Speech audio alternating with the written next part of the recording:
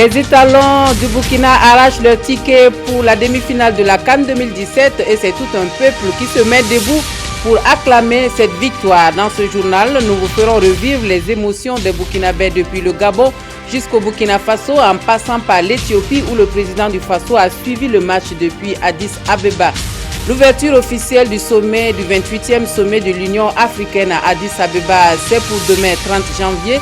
Mais les dirigeants africains ont évoqué les réformes institutionnelles de l'Union au cours d'un huis clos ce dimanche. Bonjour à tous et merci de suivre les informations de la mi-journée sur la télévision du Burkina. Un très bon appétit si vous êtes à table. Voilà, demain donc s'ouvre à Addis Abeba la 28e session ordinaire du sommet des chefs d'État et de gouvernement de l'Union africaine.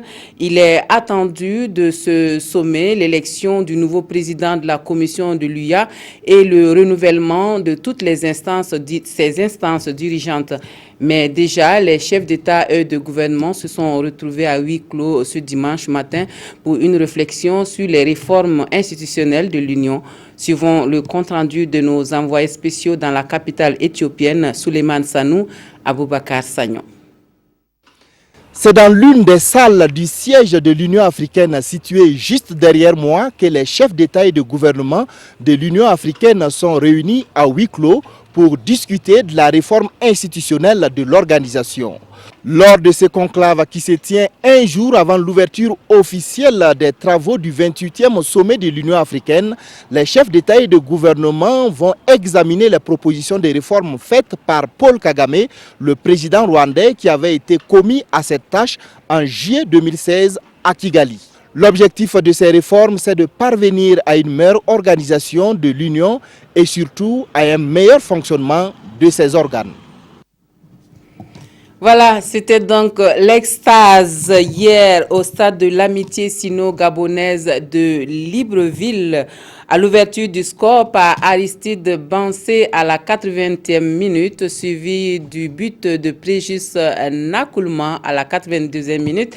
Les étalons arrachent ainsi leur ticket pour la demi-finale de la CAN 2017 et éliminent ainsi les Aigles de Carthage. Retour sur les temps forts de la rencontre avec Jérôme Tiendrebego.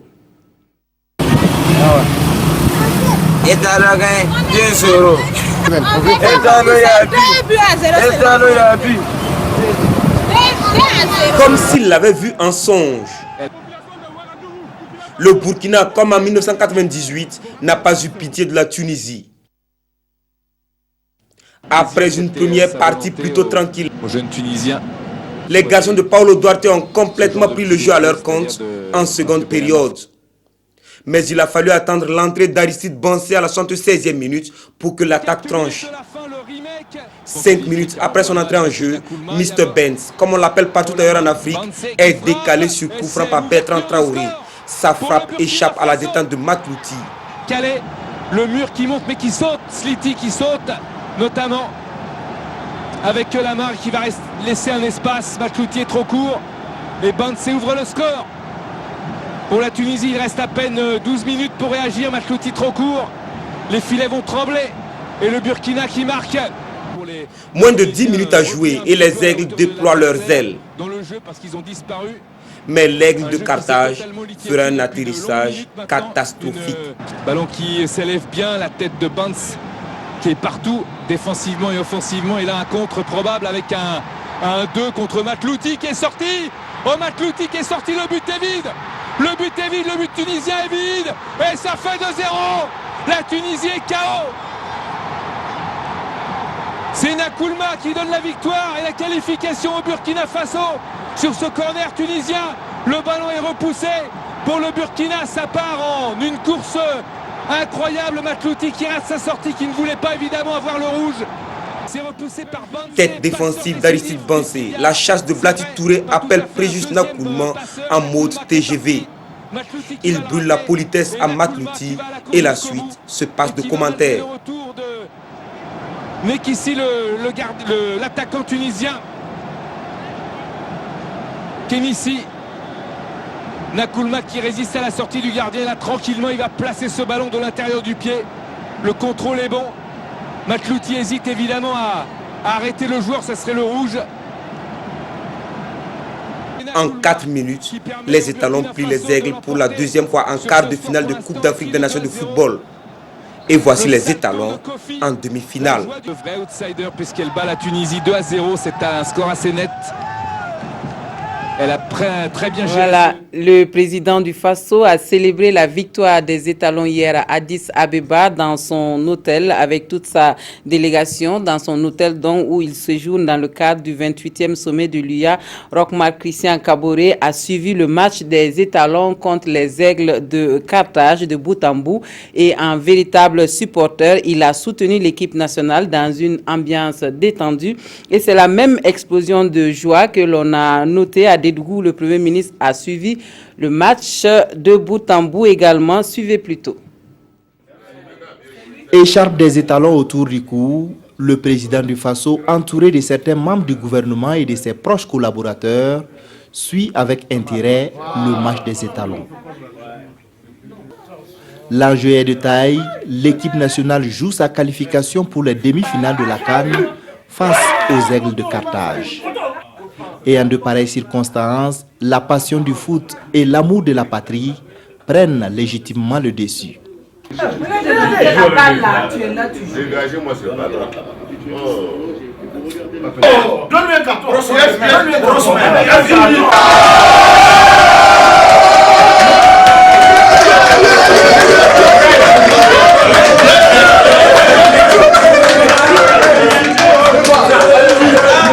C'est une joie immense pour l'ensemble des Burkinabés et nous sommes fiers de ces étalons qui viennent vraiment de nous surprendre en marquant 2 buts coup sur coup et en éliminant par le même coup cette équipe de Tunisie. C'est la joie du Burkina Faso, c'est le Burkina Faso qui gagne. Voilà, merci beaucoup. Voilà, et après l'effort, le réconfort, parlons restauration à présent et de l'engouement des Ouagalais pour les restaurants situés aux abords des rues. Et s'il est vrai qu'on y trouve des plats variés et dont les prix sont à la portée de tous, mais la principale raison qui pousse les populations vers cette restauration semble de toute évidence la cherté de la vie et l'augmentation des prix des produits de grande consommation. C'est du reste le constat fait pour nous par Jean-Eudes Bayala et Maïmouna Traoré. Dans ces restaurants en plein vent, on y trouve des mets variés, des plats locaux comme modernes. Dans ce restaurant, le client a l'embarras du choix entre le taux, le haricot au couscous ou mélangé avec du riz, les pois de terre, les beignets ou gonrés en langue nationale morée, le riz au gras, le riz sauce. Il est 12 heures passées. La faim tracasse ses clients. Ils ont besoin de reprendre rapidement des forces. Mais ici, il faut s'armer de patience et de courage. Le rang est long. Les plus pressés lavent et même les plats pour se faire servir. Mais pourquoi donc autant d'engouement? Les raisons sont multiples. Je me sens dedans un peu mieux. Parce que c'est moins cher par rapport aux autres. Et c'est bon, ça me plaît. Je suis venu travailler au chantier. Moi, la famille n'est pas proche d'ici. Il faut forcer que je mange ici. Il y a manger, mais comme si tu n'as pas l'argent, tu peux pas approcher là-bas. Ici, bon, c'est un peu moins cher, mais par rapport à les autres, quoi. Il y a des plats de 100 francs et même moins que ça. Ces restaurants situés aux abords des rues font l'affaire de nombreux Ouagalais. Des familles entières s'y nourrissent souvent. La vie est chère et les gens sont pauvres. On ne peut plus acheter un sac de riz ou de maïs pour la famille. C'est pourquoi certains sont contraints de manger ici. Les prix sont à la portée de tous, mais de l'avis de certains clients, la quantité de la nourriture a diminué ces derniers temps. Même ça, là, j'ai mangé 300, mais ça ne m'a pas suffi. Je voulais ajouter, même si vous pouvez ajouter quelque chose, mais je vais avaler encore. Les choses ont changé. Il y a des plats de 100 francs, certes, mais la quantité a considérablement diminué. Une situation qui s'explique. Les prix de matières de base ont augmenté. L'huile, le riz et autres. On n'en trouve même pas sur la place du marché. Tout compte fait, vendeurs et clients y trouvent leur compte. Voilà, et la première préoccupation des clients dans ces restaurants n'est certainement pas la qualité des repas servis et pourtant le respect des règles élémentaires d'hygiène n'est pas toujours la chose la mieux partagée par les restaurateurs. Une de nos équipes de reportage a pu faire le constat de ce qui se passe dans les cuisines des restaurants. Et c'était lors d'une tournée des agents de service d'hygiène de la mairie de Ouagadougou. Suivons le reportage que nous proposent Moussa Ouedraogo et Omar Zombri. La propreté a pris ses jambes à son cou. Il y a belle lurette dans ce restaurant populaire. Et apparemment, ni le patron et encore moins ses employés ne semblent être gênés par ce qu'ils voient. Nous sommes au quartier Quatriard. Le repas n'est pas encore servi aux clients, mais le spectacle donné à voir dans la cuisine est à couper l'appétit. Du sel alimentaire à même le sol, des viscères de poulet passés au feu. Et tout ça dans une cuisine qui a une odeur à vous faire vomir vos tripes. Pour les agents du contrôle d'hygiène, cette insalubrité criarde commande des mesures fortes, d'autant plus que ce n'est pas la première fois que le service passe dans cette gargote. L'année 2016, nous sommes venus ici 3 fois. Et on débute cette année encore avec votre restaurant. Et les conditions d'hygiène ne changent pas. Tu viens de le constater. Tout est insalubre. Il y a la présence des toiles d'araignée partout. Le local n'est pas nettoyé. C'est des moisissures un peu partout dans ton restaurant. L'évacuation des eaux usées, comme tu peux le constater, c'est carrément sur la voie publique. Le système de lavage n'est pas propre. Et dans ces conditions, franchement, nous allons vous demander, et à partir de cette convocation, on va fermer votre restaurant. C'est vrai. L'argent est bon, mais la santé est meilleure. Je vous dis merci. On va bien arranger. Ce client est un habitué du coin. Interrogé sur l'hygiène de ce restaurant, il dit ne pas se poser de questions à chaque fois qu'il vient chercher à manger. Si je viens seulement, je reste dans le restaurant là pour manger. Je ne peux pas venir entrer dans la cuisine là pour regarder à quoi il y a quoi dedans. Nous quittons ce lieu pour un autre avec un aspect plus attractif. Ici, tout paraît propre, sauf que la latrine est pleine et attend d'être vidée. Le bon élève du jour de Monsieur Tout Propre dans la restauration est ce restaurant situé au quartier Ouemtenga. La cuisine, les tables, les toilettes, rien n'a échappé au coup de balai. Tout est propre, même si le zéro faute semble être un idéal difficile à atteindre en la matière. Il y a toujours quelque chose à dire. Comme dans ce restaurant où nous sommes, vous avez vu qu'au sortir des toilettes, on a trouvé qu'il n'y a pas du savon pour laver les mains. On a demandé, ils ont dit que sûrement un client a empoché la boule de savon, sinon en tout cas eux ils disposent de savon. Pour éviter d'attraper des maladies liées à la mauvaise hygiène dans les restaurants, telles la fièvre typhoïde, le choléra et bien d'autres, les agents du service d'hygiène recommandent aux clients de fréquenter les restaurants propres car la santé n'a pas de prix. Voilà, donc surtout attention à ne pas jeter le discrédit sur toutes les restaurations, la restauration rapide, car des exemples de restaurants qui allient qualité des repas et hygiène, il en existe aussi à Ouagadougou et Ibrahima Sombier et Mounira Kéré ont visité 2 de ces restaurants modèles pour nous. Dans le restaurant de Caroline Ouedraogo, situé au quartier Paglaïri, on trouve du riz et des mets locaux, mais ce qui retient le plus l'attention, c'est l'ordre et la propreté qui y règnent. Aucun détail n'est laissé dans les oubliettes quand il est question de respecter les règles d'hygiène. Laver proprement mes assiettes et balayer bien mes coins et jeter l'ordi là un peu loin. Et faire tout, ne pas déposer les plats sales là où je vends ma nourriture. Dans cet autre restaurant que l'on trouve à Kiloin, chaque femme a son rôle. Une pour servir les repas, une pour encaisser l'argent et les autres pour s'occuper des clients. Au-delà de cette organisation, les coins et les recoins sont bien nettoyés, l'eau de la vaisselle placée loin de la nourriture et les tables immédiatement débarrassées pour éloigner les mouches. J'ai porté des bonnets et tout ça, ça compte parce qu'on a vu... Dans le laboratoire, ils ont enlevé les cheveux, même fait des examens. Et puis, on a même les mains. On a touché l'appareil et puis ils nous ont montré de quel degré le microbe se développe. Autant de comportements appréciés positivement par les clients. Elles sont propre. Quand je vois la façon dont elles lavent leurs plats, l'entretien qui m'attire. Il y a certains lieux qui arrivent, c'est du désordre total. Dans ce restaurant, c'est propre parce que je vois un peu les qualités d'hygiène. Quand vous regardez, ce soir, vous voyez que tout est OK. Toutes ces femmes sont membres de la coalition des associations des restauratrices de rue, un regroupement d'environ 5000 femmes qui a pour credo le respect des règles d'hygiène au sein de leur restaurant.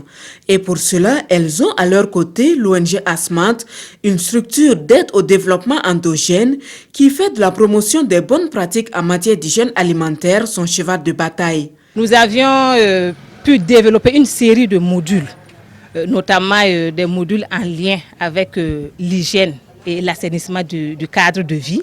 Les femmes, en tout cas, ont acquis des connaissances et arrivent désormais donc à produire qualité. Nous avons été formés en hygiène, par exemple, comment tenir l'argent.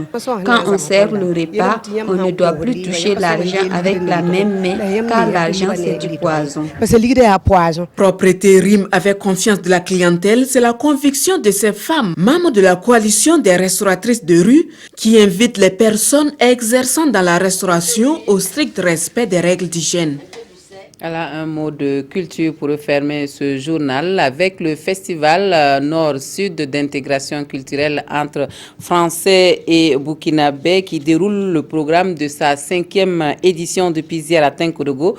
Musique, mode, conférences sont au menu des activités de cette biennale de l'amitié franco-burkinabé à travers les villes de Tinkodogo et d'Étole. Sur la cérémonie d'ouverture et la nuit culturelle, le compte-rendu de Daouda Ouattara et Draman Guéné. Des parades traditionnelles pour redonner vie à la culture ancestrale burkinabé. À la tête du défilé, flottent 2 drapeaux. Le drapeau burkinabé et celui français. Nous sommes au festival Nord-Sud, une biennale d'intégration culturelle née de l'amitié entre la ville de Tinkodogo et celle d'Étole en France. Nous avions aujourd'hui, dans le cadre de ce festival, profité élaborer un programme de coopération décentralisée entre la commune d'Étole et la commune de Tinkodogo pour un financement de moins 100 millions de francs CFA pour les infrastructures d'assainissement à travers la ville et les villages environnants. On cherche à faire vivre la culture, une culture qui soit basée effectivement sur un patrimoine, mais un patrimoine vivant. Et cette 5e édition du Festival Nord-Sud nous permet d'avoir des échanges autour de ce patrimoine culturel et de faire vivre de nouvelles expressions artistiques. Maintenant, place à la nuit culturelle au centre des loisirs.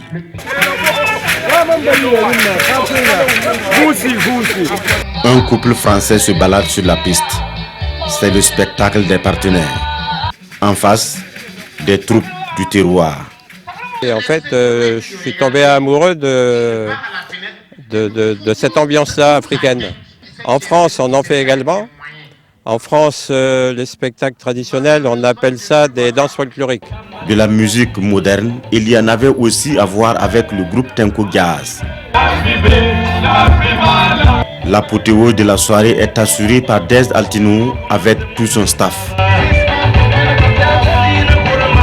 La 5e édition du Festival Nord-Sud a tenu toutes ses promesses. Rendez-vous en 2019 pour la 6e édition. Voilà, c'est donc sur ces notes musicales que se referme ce journal. Merci de nous avoir reçus chez vous. Toute l'équipe du 13h se joint à moi pour vous souhaiter à tous et à toutes une excellente journée dominicale et une très bonne reprise de travail pour demain.